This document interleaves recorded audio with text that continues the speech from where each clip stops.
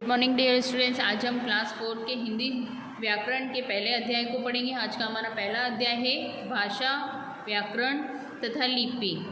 उपरोक्त चित्रों में अभि तथा देवांश परस्पर बातचीत कर रहे हैं, इसके लिए वे भाषा का प्रयोग कर रहे हैं। भाषा के द्वारा हम बोलकर या लिखकर अपने भावों को प्रकट करते हैं, अतः अपने विचारों या भावों को प्रकट करने का साधन भाषा कहलाती है।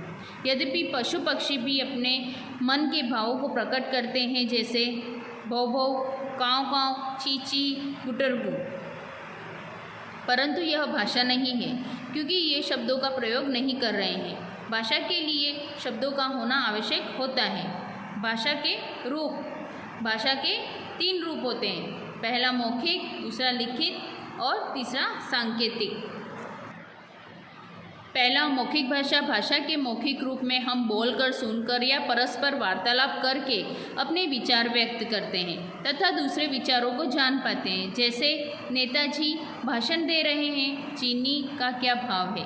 दूसरा लिखित भाषा। लिखित रूप में हम लिखकर या पढ़कर परस्पर अपने विचार प्रकट करते हैं। पत्र, समाचार पत्र, ईमेल आदि भाषा के लिखित रूप होते हैं। जैसे दादाजी अखबार पढ़ रहे हैं, मुकुल अपनी उत्तर पुस्तिका में गृह कार्य कर रहा है। तीसरा सांकेतिक। सांकेतिक भाषा में शब्दों का प्रयोग नहीं किया जाता, इसे संकेतों के द्वारा व्यक्त किया जाता है। खेलों के रेफरी व एम्पायर, यातायात सिपाही, मुखबधिर लोग सांकेतिक भाषा का प्रयोग करते हैं। हमारी भाषाएं। संसार के विभिन्न देशों में विभिन्न भाषाओं का प्रयोग किया जाता है। कुछ प्रमुख देशों की भाषाएं इस प्रकार है।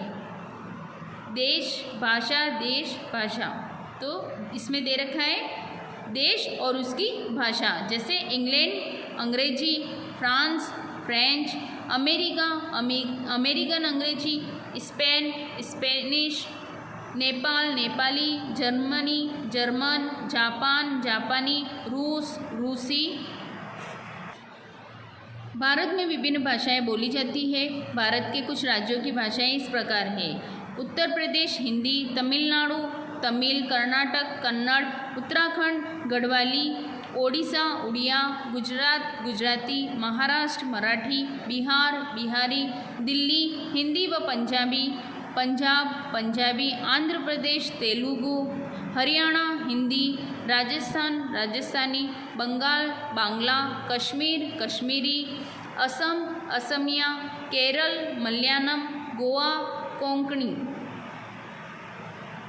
हमारे देश की राजकीय भाषा है हिंदी। व्याकरण। जिस प्रकार प्रत्येक खेल के कुछ नियम होते हैं, उसी प्रकार भाषा के भी कुछ नियम होते हैं। इन नियमों के द्वारा हम भाषा को शुद्ध रूप से बोलना व लिखना सीख पाते हैं। जैसे अंकुर, तुम हो रहे कहाँ से, तो इसका क्या है, तुम कहाँ से आ रहे हो। प्रशांत, तुम क्या कहना चाहते हो, तो प्रशांत मैं टहल कर आ रहा हूँ। उपरोक्त बातचीत में ये जब पहले प्रश्न में अंकुर ने अशुद्ध भाषा का प्रयोग किया तो प्रशांत समझ नहीं पाया, परंतु जब दूसरे प्रश्न में अंकुर ने शुद्ध भाषा का प्रयोग किया तो प्रशांत उसका आशय आसानी से समझ गया। अतः भाषा को समझने के लिए उसके नियमों को जानना अत्यंत आवश्यक होता है। भाषा के इन नियमों की जानकारी देने वाले शास्त्र को ही व्याकरण कहते हैं। अतः भाषा के नियमों का ज्ञान प्रदान करने वाला शास्त्र व्याकरण कहलाता है। लिपि।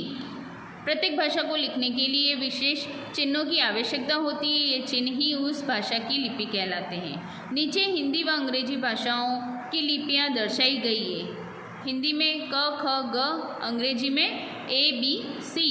कुछ भाषाओं की लिपि एक समान होती है, जबकि कुछ की लिपि अलग होती है। जैसे हिंदी संस्कृत व नेपाली की लिपि एक ही होती है, इसे देवनागरी कहते हैं। जबकि उर्दू भाषा की लिपि फारसी होती है।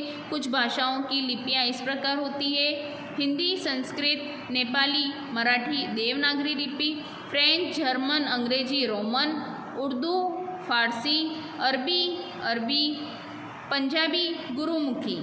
धन्यवाद।